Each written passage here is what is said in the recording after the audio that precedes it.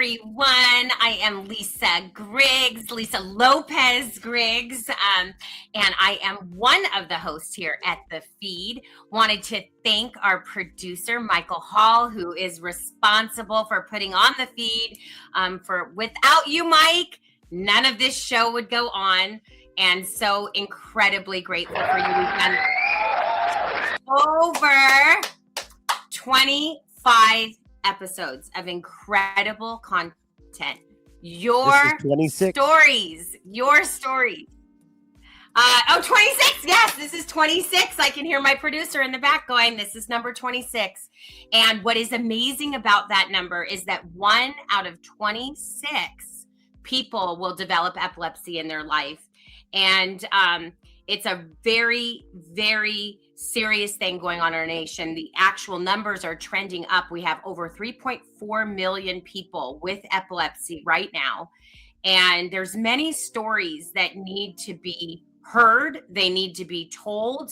And that is why Mike helped us to set up the F.E.E.D podcast so that we could hear people's stories, so that you could see yourself in other people's stories.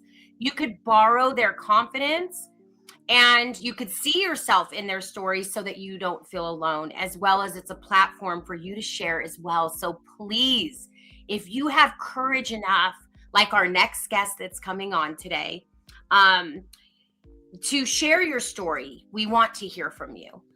We want to interview you, and we want to give you a platform so that your story can be heard.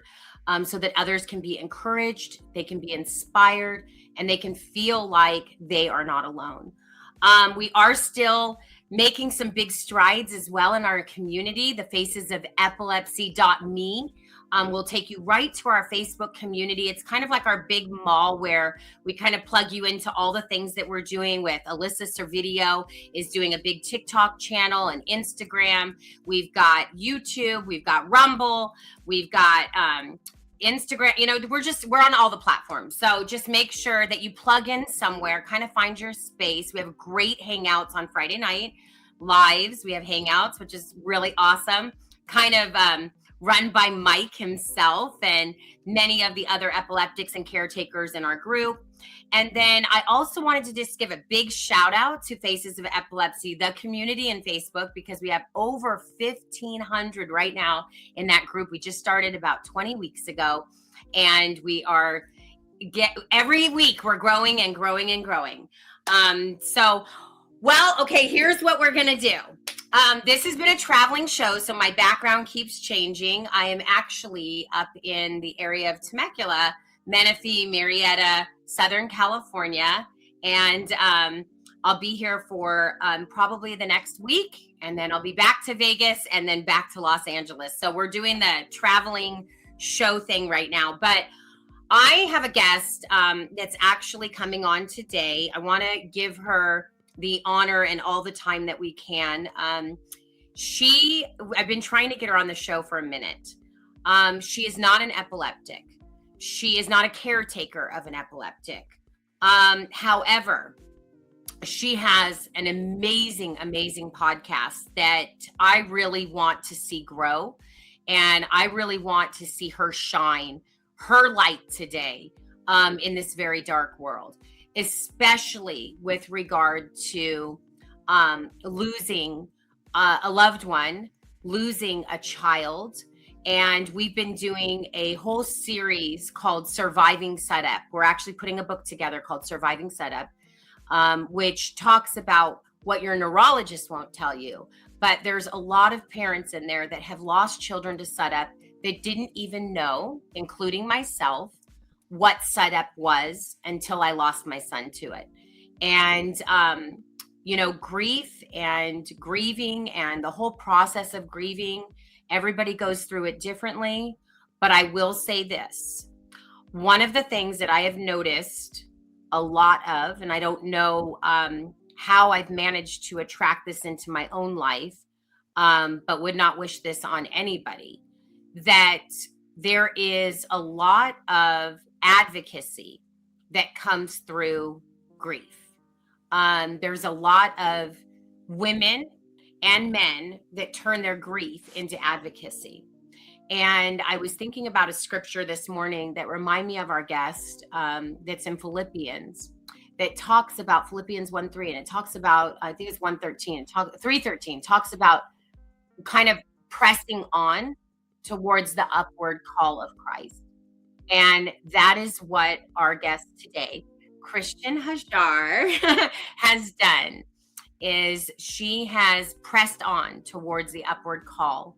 And God has put a big call on her life. She's got over 2,500 subscribers on her YouTube channel. It's called Rise in Mourning. So make sure you go over there and follow her. She's on all the platforms as well: TikTok, Instagram, Facebook, everywhere and anywhere. And I love how approachable she is. She's so transparent, just the way that she wants to tell her story. So without further ado, let's bring Kristen Hajjar on. How are you, beautiful? Hello, Lisa. Thank you so much for having me on your podcast. It's an honor, truly. And thank you for that introduction. Everything was so beautifully said. And especially that scripture that you just mentioned. I am pressing on as best as possible. Yes. With God's guidance. Yes. Thank you. Yeah, you're such a light. I mean, I'm already crying. I can see tears in my eyes. I want to just say real quick how we met, because I think it's kind of a divine appointment. Yes. So I was at church. It's kind of a funny story. It is. I love it. But it's fun. Michael liked this story. And it'll help us to lighten the mood a little bit, because I always feel like these are such heavy subjects. And especially because we're kind of sitting with the grief together, meaning that we've both lost children and sons. And yours way much younger than mine was. But I was in church, and the church that I go to in Vegas is very, very busy church, Kristen. I've seen on my brother's Instagram. Yes. There's like 5 services from Saturday night to Sunday morning. Literally, they're pulling chairs out. You cannot get a seat in this place, okay? And where I'm sitting happens to be in the front row of the back section on the right side of the church. And we're kind of like, we kind of like don't like change, right? So we're like creatures of habit, right? And so I always sit in the same section, and your brother always sits in the same section, but he always sits right behind me, and I always sit right in the front row. Well, it just so happened that there happened to be one seat next to me. One seat, you guys, in the entire place. I mean, if the fire marshal would have came in this church, they would have been like, you guys shut this service down. We cannot fit another person in this building. And also, not only that, there were so many people in the building that they had overflow. So people were in the lobby. Oh my gosh. And the security guy comes by, and I go, listen, there's one seat here. Because when you're standing and you're kind of worshiping together, you don't even notice that you have a seat next to you. So I go, hey, there's one seat next to me in case anybody needs it. And he goes, oh, okay, thank you. So all of a sudden, I kind of look like this down the row, and I see the security guard walking with this really, really handsome gentleman. And I'm like, oh my God. Oh my God. Lord, out of all the seats in this church, you're going to put that handsome man to sit next to me. The security guard is walking him right towards me, and I'm like, yes! I was like, hallelujah. And that happens to be your brother, Rob Webb, and he is very handsome. For any of you ladies, he is single. Yes, I agree. I agree to that. And also has an awesome podcast and show and all that kind of good stuff, and really takes care of himself. You too. Yes. All of that. Right. And so he sits down next to me, and I'm like, yes, hallelujah. You know, the heavens have opened and all of that. And we just gelled. We really, really hit it off. And we talked afterwards, and he told me your story as I shared my story with him. And the next thing you know, he's calling you on the phone before he even got home. And then the next thing you know, you and I are connected, and I've been trying to get you on this show. Yes. Since then. Yes. And I've watched so many of your podcasts, and you have so much great information. And there was even one question that I want to ask you about today that was not even in my questions that I'm already thinking about. But I think one of the things about you that makes you so special, and this is kind of going to be a question later in the show, but I want everybody to kind of know this about you. One of the things that makes you really, really special and your podcast so special from what I can see is that you teach processes. And I don't know if anybody's ever kind of articulated it to you that way, but your podcast, Rise in Mourning, teaches women and men, like parents and those that are going through the grieving process, how to actually go through the grieving process with different processes that you have used yourself. Yes. So I want to get into that kind of down the way, but let's first talk about the work that you're doing with Rise in Mourning and how that started because of your son, Alec. And he is so handsome. I wish we had a picture of him. Adorable. Because he is just so beautiful. He is. And when I saw his little face, I was just like, oh my gosh. And I heard your story. I was like, oh my gosh, even more. So although it's not around epilepsy, maybe you could tell us a little bit about Alec. Yes. And what made him so special. I would love to share about him. He was the light of our family. We have 4 sons. He was one of them. And he was our baby of the family. And actually, we like to say he was our happy accident because I got pregnant with him when my 3rd son was only about like 4 or 5 months old. Oh so my gosh, they were like Irish twins. Yes. Oh my gosh. It was a surprising oops, but a very happy one. Wow. And he came into our lives and he was just this burst of joy. He was always so like observant. When he would go out and play, he would love and stop and smell the flowers. He would observe the stars and the moon, and in his own way, he would ask me about them. He was only 21.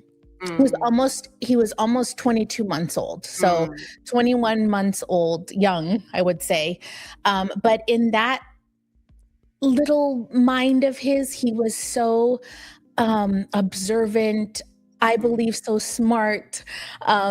He was just such a ball of joy in this family. And in that short amount of time that we were blessed to have him in our family, he left the biggest footprint in our life, and he changed our lives forever. And I'm forever grateful for him and his spirit, and for God bringing him into our lives, even for a short amount of time. But Alec was everything in this family, and he still is.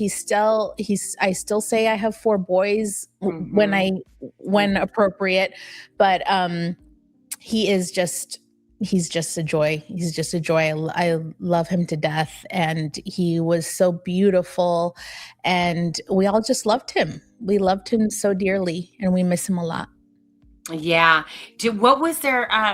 Thank you so much for sharing that. For those of our audience that don't know, Kristen is married to somebody who's Lebanese. Yes. So, and she's Costa Rican. So you can imagine how beautiful her family is. Thank you. So make sure that they go to your Facebook and your Instagram and your TikTok and obviously your YouTube channel to see all of your different content that you have and see what a beautiful, beautiful family that you have, because one is cuter than the next. Thank you. What were some of the special moments, that you had in those 21 months? Was there anything that really, really stood out to you other than just him being the light of your life? Was there anything even with the other boys that, was special? Yeah. So honestly, I'm a stay-at-home mom as well. And before starting this podcast, that was my mission. They are my mission. I stay home with them. At that time they were a lot younger as well.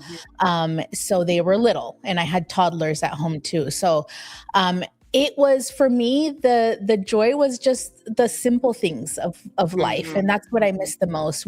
Alec and I had our routine, and the way we would go into his room and I'd chase him, and when I would put him on the changer to change his Aw. diaper, I would sing to Mhm. him or tickle him and give him kisses, and Mhm. it would just be this whole like fun little routine. We had our times that we played together and go for our walks and all this stuff, and that's what I miss. I miss him crawling out of his crib and waking me up in the Mm. morning on my bedside and saying, Mama, Aw. diaper, I'm like, Aw. so those little things is what I cherish and what I miss most. Giving him his bottle and the little ways he used to say things, and he had a special relationship with all his brothers. Mhm. His brothers loved him so much. I have, so my three sons now are 13, 10 will be 11 Mhm. in August, and then an 8-year-old soon to be 9. So they're Wow. young. And at this time, Alec passed away in 2020. So they Right. were younger. They were a lot younger. They were Yeah. around 4 and 3 or Mhm. something like that. So, so my hands were full, and it Mhm. was a task to still be a mother and grief Yeah. grief for my child. Mhm. It was very difficult time for me, and it still continues, but as Mhm. maybe we'll discuss here, how I've kind of pulled myself out of the darkest pit of that time. But yeah, we miss every little thing about him. Honestly, I miss his Aw. curly hair, his big beautiful eyes, his long eyelashes, his little voice. I miss everything Mm. about him, um and we all do. So yeah, everything, it was special, I think. Yeah. So, I want to like shift gears just a little bit with regard Sure. to his loss, big loss for your family. And, Tremendous, yeah. also I can't help but notice just how strong you are. You're such a woman of strength. I saw the deep breath just now, right? Just breathing through all of this. I know it's a lot that we're going to unpack today. So when if you're comfortable sharing, most of the parents that I talk to, or that Mike and I interview, or Alyssa interview, have Mhm, lost their children to what we call SUDEP, mhm, which a lot of us didn't even know what that was, Kristen.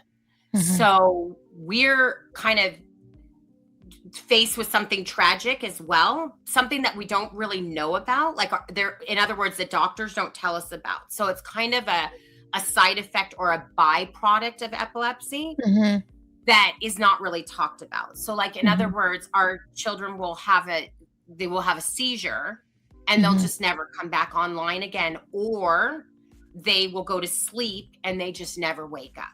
So, in other words, maybe they have a seizure at mhm, nighttime, or maybe their brain just shuts down.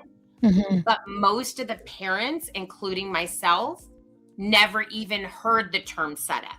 Mhm. So we didn't know that we could lose our children to setup, Right. and could still seem very tragic, and like kind of like, oh my, like what? Like, Mhm. how did this happen?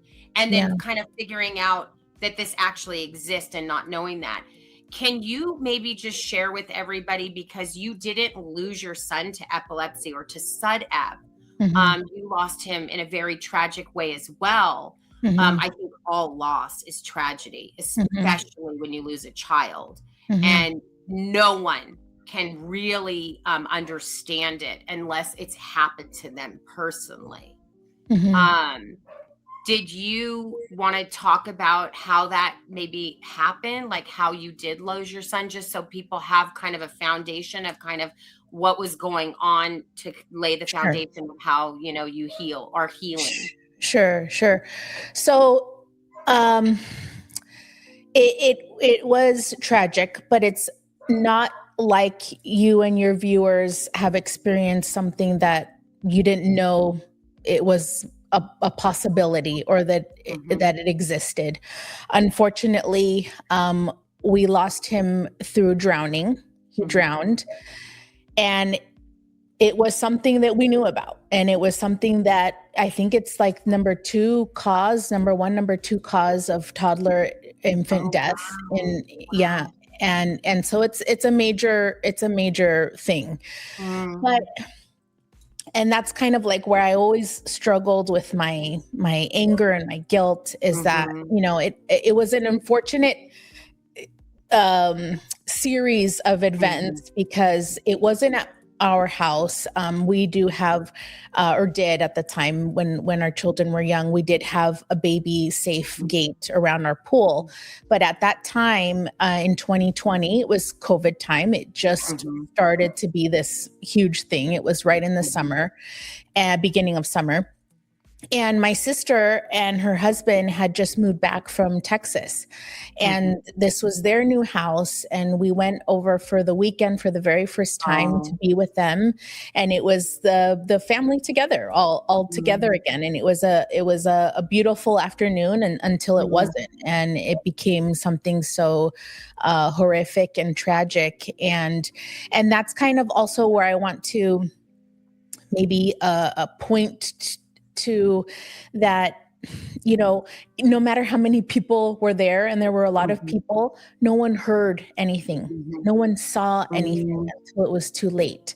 So, you know, we knew that she didn't have a baby fence or anything like that. She wouldn't, she didn't have any young children, and it was her new house and everything. But, you know, there were people around. There were lots of people around, and it still happened anyway. And that is a tough pill to swallow.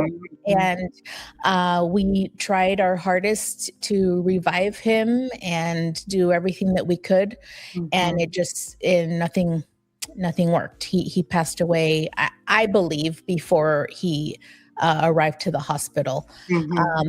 But yeah, it was so tragic. It was so sudden. It was so like, I don't know, just felt like a horrific movie, you know, living through that. And you know, I just want people to be aware that it can happen anywhere, anytime, especially obviously during summers and barbecues and parties. You have to be really aware of your infants and toddlers around a pool, because it can literally happen that quickly. Yeah. You know, thank you so much for sharing that. You mentioned that that after that was a really hard time for you as a mother, because you're still having these other toddlers, because your children were very young, and there was a very small age spread between your two youngest sons, right? Only 3 to 4 months. Yeah, he was 3, my third young. Yeah. What was that like for you as a mother? How did you even?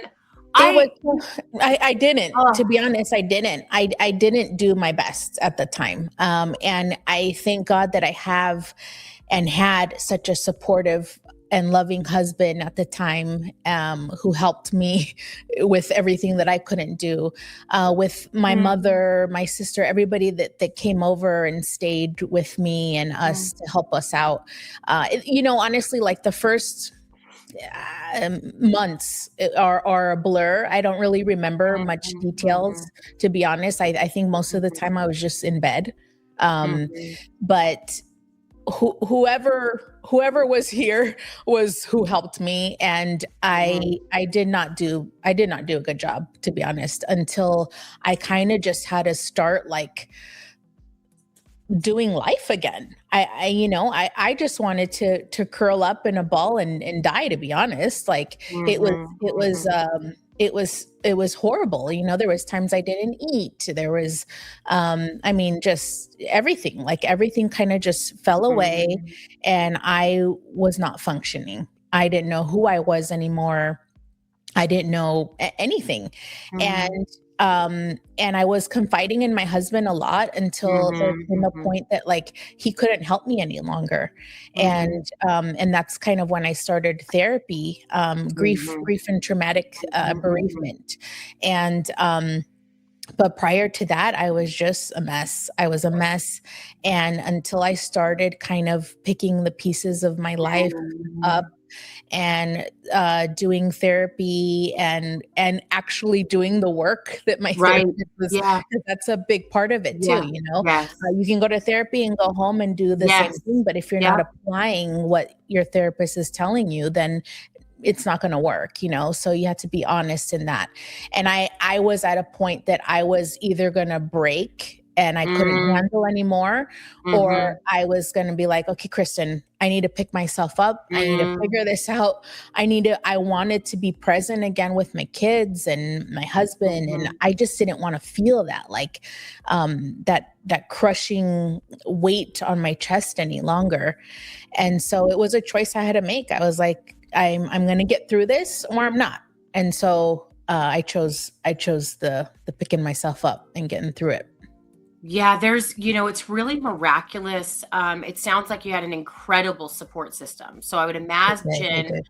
that if anyone is here today listening and you're taking notes, support system. You have to Number be one. around a good support system. It sounds like you had an amazing, amazing support system. Mhm, So thank mhm. God for that. There's Yes. a lot of marriages that don't make it through this. Oh, I was so Um, scared of that I too. actually know someone very close to me that she also lost her son to a drowning, Mhm, around the same age as your son, mhm. and their marriage did not make it through it. Um, what do you think? Do you think faith played a part in that? Do you think your faith is a big driver for where you are? Were you as strong in the Lord, I guess, at the time as you are now? And what So did that play a part, you know? so my faith is 100% to do with who I am today, Mhm, how I'm doing, where I'm going, all that kind of stuff. 100% has to do with my mhm, faith.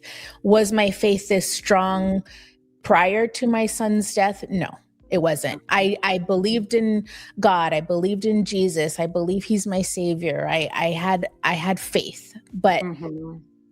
until you are broken, Yeah. you don't really realize how much you need Jesus. And when I was broken, that's Mhm. that's who I went to. That's the only person I can go to. That's everything I just couldn't say, all my tears, everything just fell at his feet and I had to surrender and Yes. continue to pursue him. Yeah, And he is 100% yeah. why I'm living still today and that I want to continue to live for my kids and my family.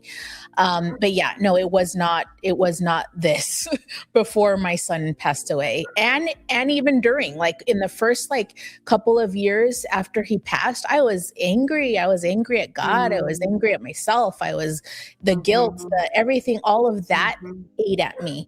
And I believe that that was the enemy trying to take me down even further than I was. And mhm. and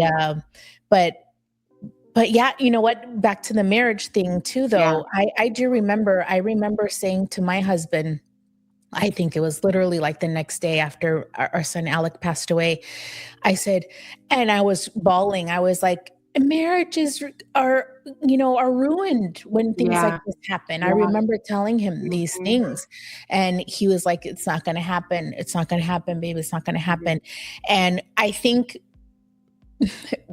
between our love mhm, and and our faith and our mhm, strength that we have together as a mhm, family and as a couple, that is mhm. what kept us together.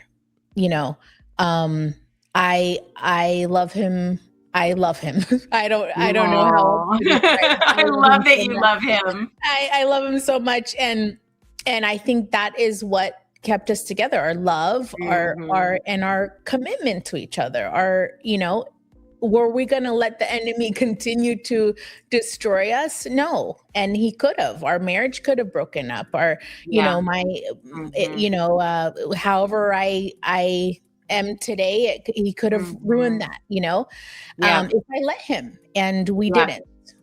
So we were strong enough to persevere and to continue to communicate and to love each other. And that's what we did. And thank God, because it was very tough. It was very tough for many times, many things, as grief, as you know, in grief, like there's just so many emotions, sometimes all at once. And it's a lot to bear at any point, really.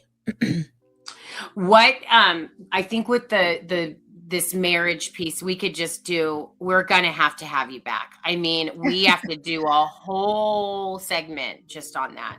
Yeah. How couples, and I don't even know if you have something on Rise and Mourning, but how you act. I think that would be a big question from our audience that a lot of people would want to know, Kristen, is what is that process to get through that? Obviously, you said love and in communication. Simple terms too, I think in simple terms, don't blame each other.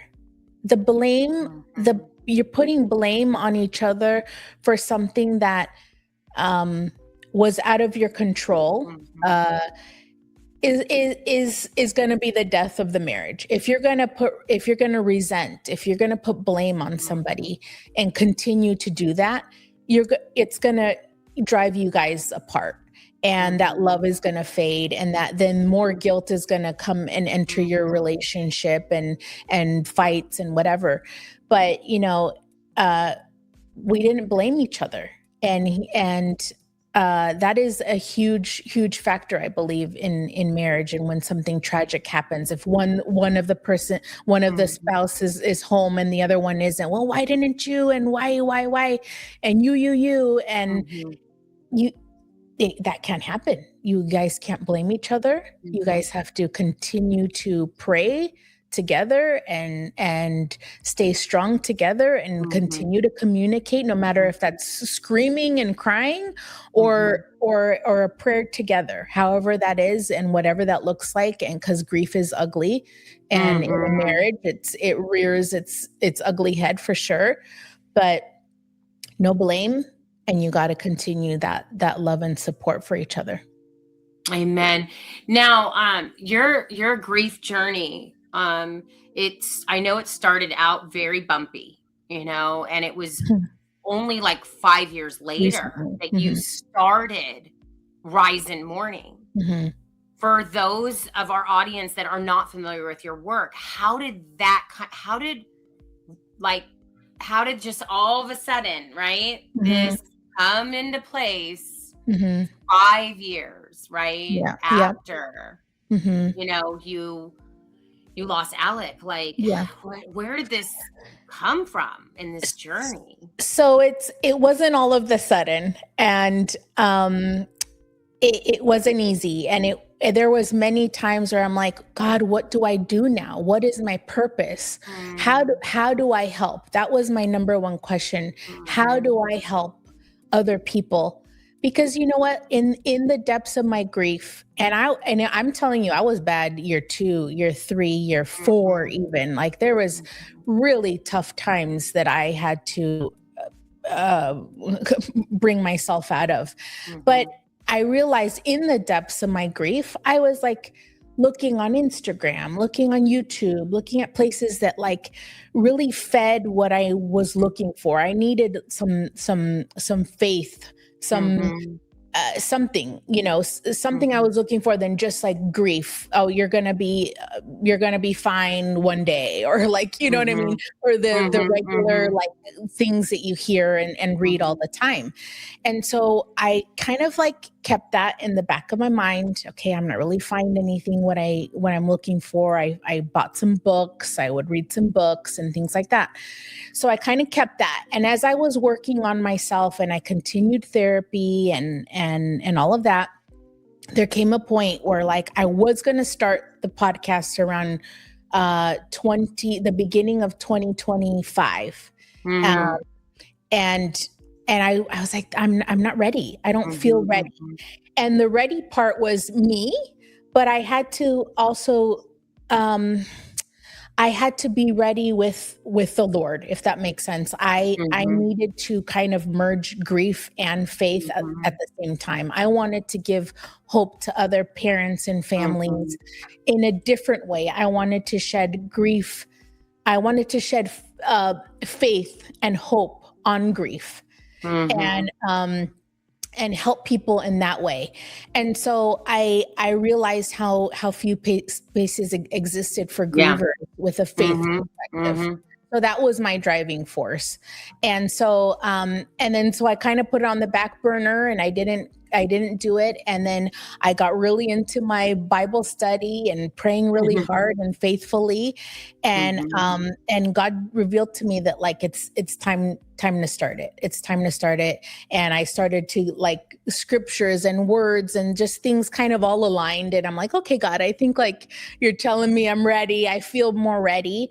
And Yeah. then finally, now at the end of 2025, in November 2025, I posted my first podcast on everywhere, YouTube and wherever anyone listens to their podcasts. So it took me a while to get here. It was a journey, but I had to go through the process. I had to believe in myself, and I had to believe in something bigger than me as well. Yeah, I love that answer. I think too, the biggest thing that you said was like surrender. You and I had a conversation the first time we ever talked on the phone. We talked about surrender because I believe that even in losing my own son, I wouldn't have got there with my relationship with God Mhm. if I wouldn't have understood that my security was in the sovereignty of God. And I Yes. was so used to fixing everything and Mhm. solving the world's problems. And this was one thing I could not fix. Mhm. And I had to just accept it. And that was Yeah. hard, Yeah. especially when you're so used to controlling everything around you. Mhm. It's like if anything's out of order, oh, we just fix it. We just work with it. We adapt. We overcome. We do this, we do that. And I think the surrenderance piece was huge. Mhm. I mean, Mhm. huge. If And I think as a someone is, parent, I'm sorry, as a parent yeah, as well, because I'll speak for myself as a mother. When you're as a mother, you want to know what your kids are doing, where they are, mhm, if they're safe, who they're hanging out with, that kind of thing.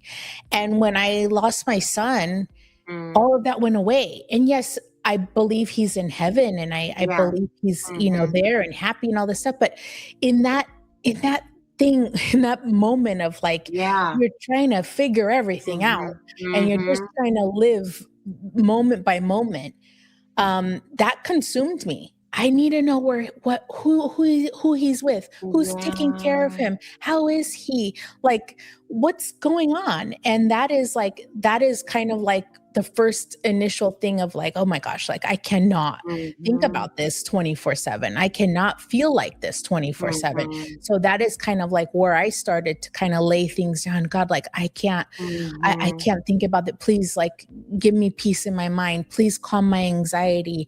Please, just help me live another day. Help me, whatever. mhm, And it's like a repetitive thing, and repetitive mhm, prayers to kind of just keep trusting and keep laying everything at God's feet, and then trusting that He's going to do something with it. He's going to do yeah, something with your pain, and what He does with your pain is going to be different than what He does with someone else's pain. And for me, at this point in my life, in my journey, mhm, he's doing rise and mourning, and with me, and that's only just because I learned, and I continue to surrender, and I mhm. continue to kind of just, like, gosh, this is, like, too much thoughts, too much feelings, all at the same time, and I just needed to let it go. I needed Yeah, to I just I trust think Him. that's so important for parents to know Hmm. is we have to surrender. Yeah. We have to surrender it over to God. And I don't know how parents do it that don't have faith in God, because I too believe, like you, that Hmm. my son Judah is more alive in Christ Jesus than I even am, because he's Yes. in the presence of God. The Mhm. word of God literally says to be absent with the body is to be present with Christ. Yeah. When we're not here in our physical flesh, we are present with Christ.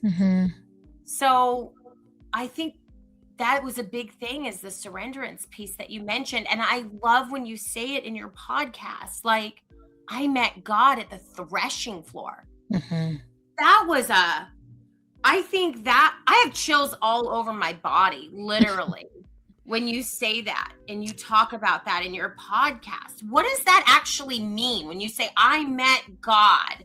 Because I know you have to go and pick up your beautiful babies. And I want everybody to stalk Kristen's page. Stalk Kristen's page. Go and stalk her. You have my permission to go stalk, and look how cute her little boy is, and all her other boys, and her husband, and her family, and her brother Rob. Go stalk her. You have my permission. Yes. Thank you. Yes. But what does that mean? And then just, where can people find you? Because I know you got to go pick up your kids. And I could talk to you till Jesus returns. I know. We just got started. We are going to have you back. Mike, we are having her back in a couple of weeks. Yes. What does that mean to meet God at the threshing floor? So the threshing floor is where God meets people, or met people. Well, he could still meet people. He met me there, but he met people in the Bible. He met people there. Ruth, David. It was a place of, I would say, a place of surrender, where people went to and just they can't do it anymore, and he meets people in our brokenness, in our broken moments. And the threshing floor, I got this vision through in therapy once, when I was doing EMDR, which I also talk about on my podcast, and all the other things. And I go into more about what threshing floor is in like my second episode as well. But I lost everything, and I didn't know where else to turn except to God. And he met me in that space of like, okay, Kristen, you are at the bottom. You cannot go any lower. So let me help you. Trust in me. Let me rise you up, and let's do this together. There she is. Mike is already stalking you. I was like, what's happening? Because the screen got smaller, and I was like, her. I'm telling you, you will love Kristen. You will love stalking Kristen. I had wrote something before I started my podcast that I would like to read to your readers, or your listeners. I'm sorry. Love it. And this is kind of where I was before starting Rise in Mourning. But I wrote this, and it says, at the heart of my anguish, I confronted my momentous choice to endure the unbearable weight of loss or let it consume me. Basically, to live or to die. With the spirit of a phoenix, I chose to pick up the broken pieces of me. I found the courage and strength with faith to rise from the ashes of my shattered world. And this is where Rise in Mourning starts. I love that so much. Thank you so much for sharing that with us, because I think we just need to remember that in that brokenness, right? Like you said, we rise, we rise like a phoenix. Whether we want to or not, honestly, in the beginning of grief, you can't. But every little breath, every little step, you still have to continue to rise in your mourning, and I hope we can do that with God's help and His grace and His mercy, and that is what Rise in Mourning is to me. Oh, I just love it so much. Oh my gosh, I cannot wait to have you back, literally, because I do want to talk about these processes. As a mom, I used subliminals because I felt like I was going through the birth, the life, and then the death, like all over and over and over again, like replaying it in my mind. And I think that's where the different processes that you use can really help our audience. So for anybody that's out there listening today, if you have lost someone that you love, if you've lost a child, if you've lost even a spouse, a parent, boyfriend, girlfriend, significant other, please, please, please go to Kristen's YouTube channel, Rise in Mourning, and start listening to her podcast right at episode 1. You gotta listen from episode 1. That's what I did.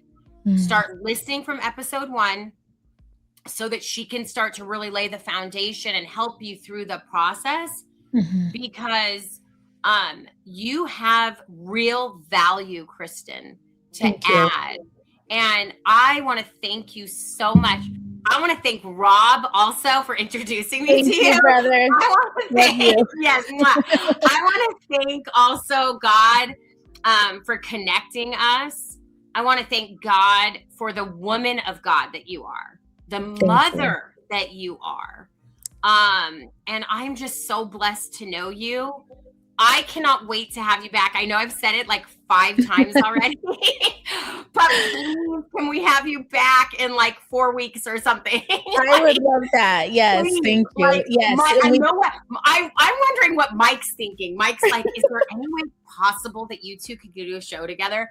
I would love that. You're so amazing, and I want everybody to go and just follow you and really dive deep into what you're doing, because I was so inspired, encouraged, and helped as a result of your podcast and your transparency, and just your willingness to be able to share your heart and share all the things that have worked for you. All the things that work for me. People can really navigate this journey and not feel alone. That's the whole thing. It's so isolating. Grief is so isolating, and we don't have to do it alone. And podcasts like my own, I hope to be able to help those of you.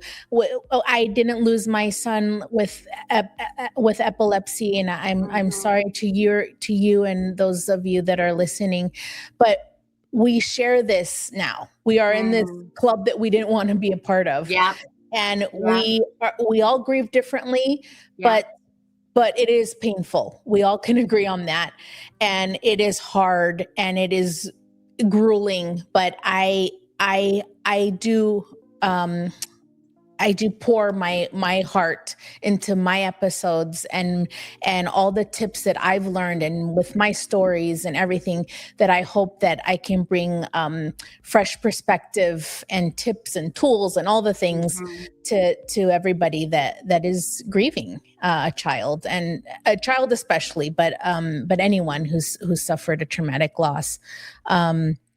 That's my hope, that I can help in whatever way. Well, you are certainly doing that. And we thank you so much, Kristen, for being on the feed today. Thank you for joining us at Faces of Epilepsy every day and just sharing your grief journey with us. And I know that there are going to be so many that are going to be encouraged as a result of this episode. Can't wait to have you back, Mama. I love you so much. And I hope you either come to Vegas and I get to see you out there, or we come to Florida, something like that. Yes, I would love it. Yeah, you're amazing. We'll make something happen. Thank you so much. Thank you to my brother who made all of this happen. We love him. We love all of you. Yes, and shout out to Rob again. Thank you. Bye. Bye. You love it. Take my hand, sweet Lord. I will never stray. Oh, we're doing that. He's doing that. I love it. He's doing the Neil Diamond thing, right? Yeah, the Neil Diamond. That's awesome. Kristen, I know you got to go. If you got to bounce